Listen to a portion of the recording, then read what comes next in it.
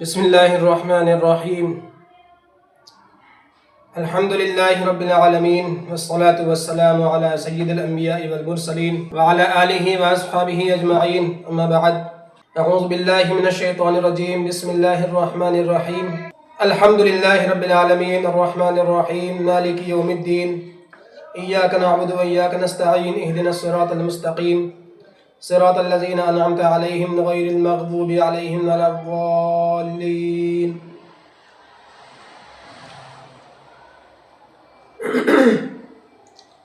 محترم بزرگوں اور دینی بھائیوں،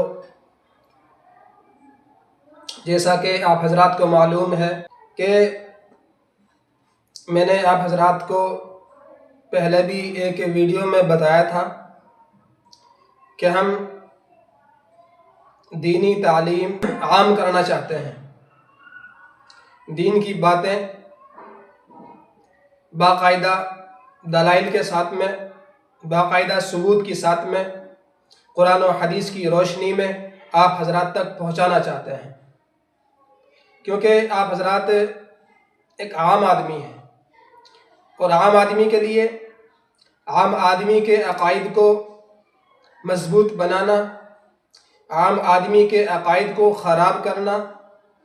یہ بہت آسان کام ہوتا ہے.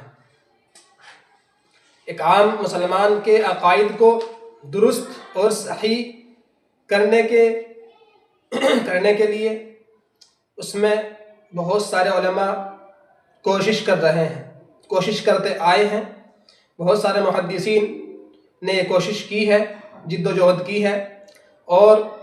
دور رواں کہ جو علماء کرام ہیں، محدثین حضرات ہیں، مفتیان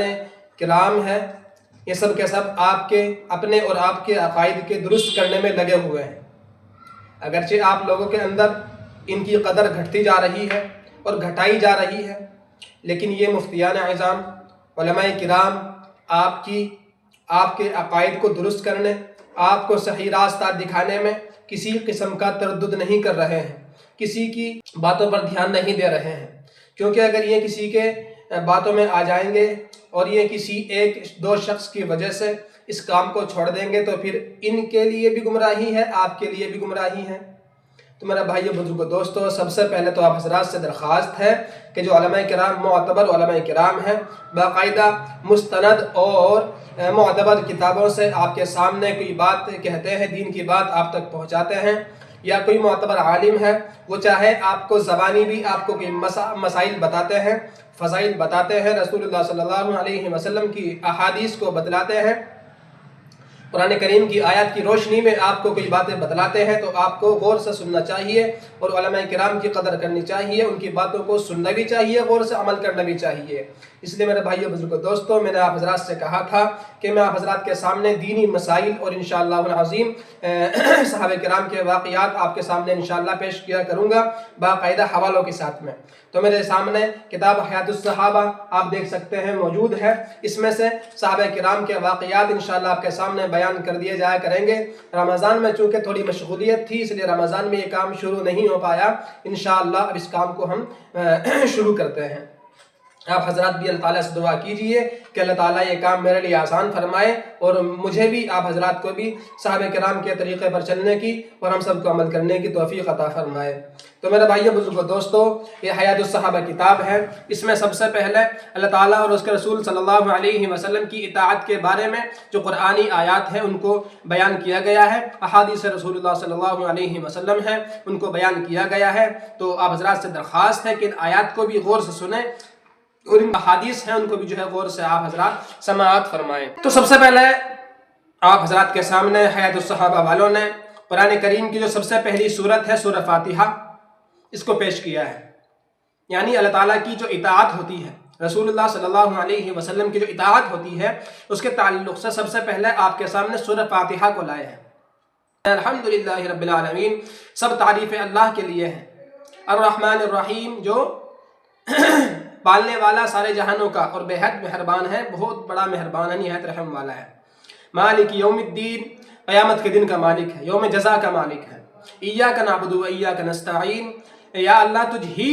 آپ ہی کی ہم عبادت کرتے ہیں، یہ ایک مسلمان کا کام ہوتا ہے کہ وہ جو ہے دل میں یہ رکھ کر اللہ کی عبادت کرے اور اللہ تعالیٰ کو حاضر ناظر جان کر اللہ تعالیٰ کی عبادت اس طرح کرے کہ اللہ تعالیٰ کو گویا کہ ہم جو ہے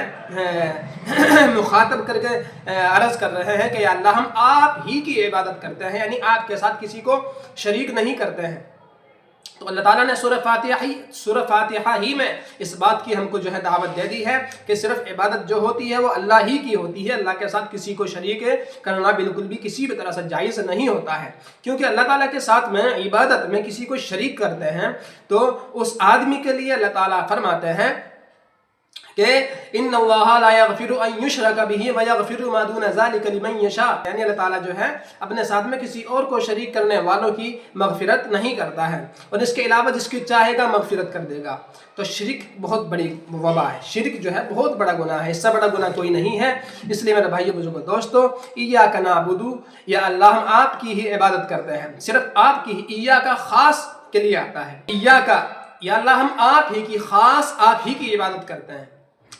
وَإِيَّاكَ نَسْتَعِينُ، اور ہم آپ سے ہی مدد چاہتے ہیں، کیونکہ مدد کرنے والا اگر کوئی ذات ہے تو وہ اللہ تعالیٰ ہی ہے، اللہ کے علاوہ کوئی کسی کی مدد نہیں کر سکتا، اللہ کے علاوہ سب کے سب مدد کے محتاج تو ہیں لیکن مدد نہیں کر سکتا کوئی بھی، اللہ تعالیٰ ہی ایسی ذات ہے جو بندوں کی مدد کرتے ہیں، اس لیے ہم کو جو ہے اسی کی عبادت کرنی چاہیے، اسی سے مدد طلب کرنی چاہیے۔ اہدنا الصراط المستقیم، یہاں بندہ اللہ تعالیٰ کے سامنے حاضر ہو کر کہتا ہے کہ یا اللہ ہم کو سیدھا راستہ دکھلا دیجیے، ہم کو سیدھا راستہ دکھلا دیجئے، اور سیدھا راستہ کون سا راستہ ہے؟ صراط الذین انعمت علیہم، ان لوگوں کا راستہ یا اللہ، ان لوگوں کا راستہ جن پر آپ نے انعام نازل فرمایا، جنہوں نے نبیوں کی بات کو مانا، نبیوں کی بات کو مانا اور ان کی جو ہے ساری باتوں پر عمل کیا اور وہ جنت کے مستحق بن گئے ہیں۔ غیر المغضوب علیہم ولا الضالین، نہ کہ ان لوگوں کا راستہ، یا اللہ ان لوگوں کا راستہ ہم کو مت دکھلا دیجئے گا، ان لوگوں کا راستے پر، ان لوگوں کے راستے پر ہم کو مت چلائیے گا جن پر آپ کا غضب نازل ہوا جیسا کہ یہودی ہیں، اور نہ ان لوگوں کا راستہ ہم کو دکھلا دیجئے گا جو گمراہ ہو گئے، جو جیسے یہ عیسائی لوگ ہیں۔ فی الحال یہ امت جو ہے، اس امت کے لیے قرآن کریم مکمل ایک دین ہے، قرآن کریم اور احادیث نبویہ مکمل دین ہے، جس نے قرآن کریم کے ایک ایک حکم پر عمل کیا، احادیث کے ایک ایک حکم پر احادیث کے مطابق عمل کیا، صحابہ کرام کے طریقوں کے مطابق عمل کیا، تابعین تبع تابعین کے طریقوں کے مطابق عمل کیا، تو وہ انشاءاللہ العظیم انعمت علیہم میں داخل ہوگا، اور جس نے ان طریقوں سے ہٹ کر کسی طریقے پر عمل کیا تو وہ مغضوب ہوگا یا پھر وہ ضالین میں شمار ہوگا۔ اس لیے ہم سب کو جو ہے انعمت علیہم میں داخل ہونا ہے، اور اس کے لیے ضروری ہے کہ ہم نبی صلی اللہ علیہ وسلم کے پیارے طریقے کو سیکھیں، صحابہ کرام کے پیارے طریقے کو سیکھیں اور اس پر جو ہے مکمل عمل کریں۔ میرے بھائیو بزرگو دوستو، یہ جو ہماری کتاب ہوتی ہیں یہ حیات الصحابہ ہے، اسی طرح کی بہت ساری کتابیں ہیں جن میں واقعات لکھے ہوئے ہیں انبیاء کرام اور صحابہ کرام کے، تو ان کو جو ہے ہم نے پڑھنا چاہیے، ان کو ہم نے پڑھنا چاہیے۔ حیات الصحابہ بڑی بہترین کتاب ہے، لیکن اس کو بھی ہم نے کسی عالم سے ہی پڑھنا چاہیے، اگر ہم خود اس کا مطالعہ کریں گے تو یہ بخوبی ہماری سمجھ میں نہیں آئے گی۔ اس لیے میرے بھائیو بزرگو دوستو، اپنے وقت کے جو علماء کرام ہیں، مفتیان اعظام ہیں، ان سب کی قدر کریں، ان سب کی قدر کریں، ان سب کی قدر کریں، اور ان سے جو ہے اپنا ہی فائدہ سمجھ کر، اپنا ہی فائدہ سمجھ، یہ تو خود عالم ہے، یہ تو خود عالم ہے، ان کو جو ہے آپ کے فائدے کیا ضرورت ہے، لیکن اپنے فائدے کے لیے آپ کو چاہیے کہ ان کی جو ہے ان کے پاس جائیں اور ان سے جو ہے علوم دین حاصل کریں اور اپنا فائدہ حاصل کریں، جنت کا راستہ ان سے معلوم کریں اور اس راستے پر جو ہے چل کر جنت کا مستحق بن جائیں، اور جہنم کا راستہ معلوم کریں اور جہنم کے راستے پر چلنے سے اپنے آپ کو روکیں اور جہنم سے جو ہے محفوظ ہو جائیں۔ اسی حالت میں ہمارا انتقال ہو جائے، اور یہ جبھی ہوگا جب ہم قرآن کریم کے ایک ایک حکم کو سمجھیں گے، اس پر عمل کریں گے، اور سمجھانے والا کون ہے؟ وہ علماء کرام ہیں، اس لیے ہم کو چاہیے ان کی قدر کریں، سارے علماء کرام کی قدر کریں، اور اس کے علاوہ احادیث نبویہ کو علماء کرام سے سیکھیں، ان پر عمل کریں۔ اللہ تعالیٰ ہم سب کو سیکھنے کی توفیق عطا فرمائے۔ آگے دوسری آیت ہے، ان اللہ ربی وربکم فاعبدوہ ھذا صراط مستقیم، بے شک اللہ ہے رب میرا، اللہ ہے رب میرا، ان اللہ ربی وربکم، میرا رب بھی اللہ ہے، تمہارا رب بھی اللہ ہے، فاعبدوہ، اس کی عبادت کرو، اس کی عبادت کرو، اس کی بندگی کرو، یعنی صرف اللہ ہی کی بندگی کرو۔ فاعبدوہ ہم نہیں کہا، یعنی جمع کا صیغہ نہیں لائے بلکہ واحد کا صیغہ لائے۔ اس سے ثابت یہ ہوتا ہے کہ عبادت صرف اللہ ہی کی ہوتی ہے، اس کے علاوہ کسی کی عبادت کرنا جائز نہیں ہوتا ہے۔ ھذا صراط مستقیم، جو یہ کام کرے گا، اللہ کو اپنا رب تسلیم کرے گا، اس کی ہی عبادت کرے گا، تو یہ آدمی سیدھے راستے پر ہے، یہ سیدھا جو ہے راستہ ہے، یہ جنت کا راستہ ہے، یہ جو ہے اللہ تک پہنچنے کا راستہ ہے۔ ھذا صراط مستقیم۔ اسی طرح کی بہت ساری آیات تقریباً قرآن کریم کی جو ہے اللہ تعالیٰ کی اطاعت، رسول اللہ صلی اللہ علیہ وسلم کی اطاعت کے تعلق سے جو ہے تقریباً 22 آیتیں لائے ہیں حیات الصحابہ والے۔ ان سب میں جو ہے یہی ہم کو تعلیم دی گئی ہے کہ ہم جو ہے اللہ تعالیٰ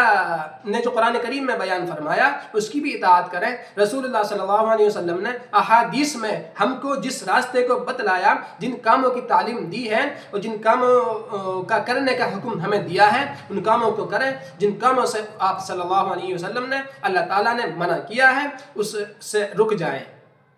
یہ ہوتی ہے اللہ کی اطاعت، یہ ہوتی ہے رسول اللہ صلی اللہ علیہ وسلم کی اطاعت۔ اللہ تعالی ہم سب کو قرآن کریم کے مطابق، قرآن کریم میں بیان کردہ احکام کے مطابق مجھے بھی آپ سب کو عمل کرنے کی توفیق عطا فرمائے، اور احادیث رسول اللہ صلی اللہ علیہ وسلم نے، پیارے نبی صلی اللہ علیہ وسلم نے جو احکام ہم تک پہنچائے ہیں صحابہ کرام کے طریقے سے، صحابہ کرام کے ذریعے، اللہ تعالی ہم سب کو ان کو سیکھنے کی اور عمل کرنے کی بھی توفیق عطا فرمائے۔ وما علینا الا البلاغ۔